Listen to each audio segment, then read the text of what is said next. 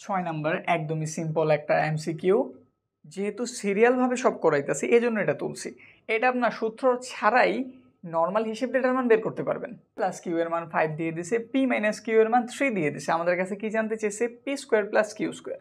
তাইলে যদি এই দুটো সমীকরণটা আমরা একবার যোগ করে দিই, পি প্লাস কিউ মান কত 5, পি মাইনাস কিউ মান কত 3, এটা কাটা গেল, কত বের হইলো 2p, যোগ করলে কত হইলো 8। তাইলে পি সমান কত? 8 ভাগ 2 মানে কত? 4 পাইলাম। পি এর মান 4। কিউর মানটা বের করি। পি প্লাসের কিউ সমান 5, পি মাইনাসের কিউ সমান 3। একটু বিয়োগ করি, তাহলে চিহ্নগুলি পাল্টাই দিতেছি। প্লাসে মাইনাসে কাটা, একটা কিউ আরেকটা কিউ, কয়টা কিউ হইলো? 2টা।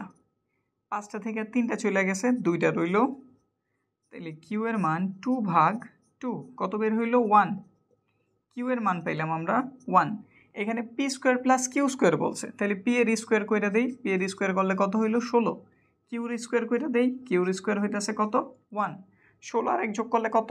16 আর 1 যোগ কত হয়েছে? 17। কোনটা আমাদের উত্তর তাইলে? খ নাম্বার।